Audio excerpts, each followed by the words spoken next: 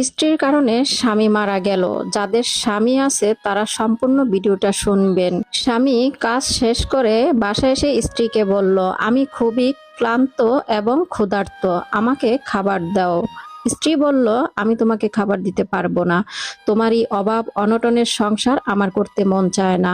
তোমার খাবার তুমি নিজেই নিয়ে খাও। এটা বলে স্ত্রী শুয়ে পড়ল। স্বামী খাবার খেলো না, রাগ করে সেও ঘুমিয়ে পড়ল। সকালবেলা ঘুম থেকে স্বামী উঠে বলল স্ত্রীকে যে, রাতে তো খাবার দিলে না, রাগ করলা, এখন আমাকে খাবার দাও, আমি খাবার খেয়ে কাজে যাব। স্ত্রী বলল, বললাম না আমি তোমাকে খাবার দিতে পারবো না। তোমাকে বিয়ে করে আমি কি পাইছি?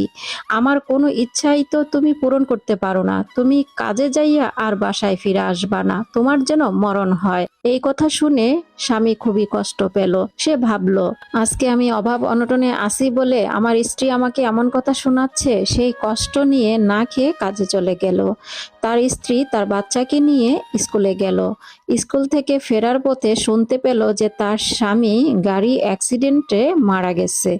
এই কথা শুনে তার মাথায় আকাশটা ভেঙে পড়ল। সে দৌড়ে বাসায় আসলো। বাসায় এসে দেখে যে উঠানের সামনে অনেক লোকজন ভিড় করে আছে এবং তার স্বামীর নিথর দেহ উঠানে রাখা। সে তার স্বামীর দেহর কাছে আসলো। এসে বলল, ওগো, তোমার কি হয়েছে? তুমি শুয়ে আছো কেন? তুমি না ক্ষুধার্ত? তোমার না অনেক ক্ষুধা লাগছে? খুব ক্লান্ত তুমি? তুমি তো না খেয়ে কাজে চলে গেছো। তুমি উঠো, আমি তোমাকে খাবার দিব, তুমি পেট ভরে খাবা। আমি কখনোই আর তোমার সাথে খারাপ আচরণ করব না। কখনোই বলবো না যে আমার এই সংসার করতে মন চায় না। তুমি উঠো, একবার উঠো, আমি তোমাকে খাবার দিব। কিন্তু তার স্বামী তো আর ওঠে না। তার স্বামী তো মারা গেছে।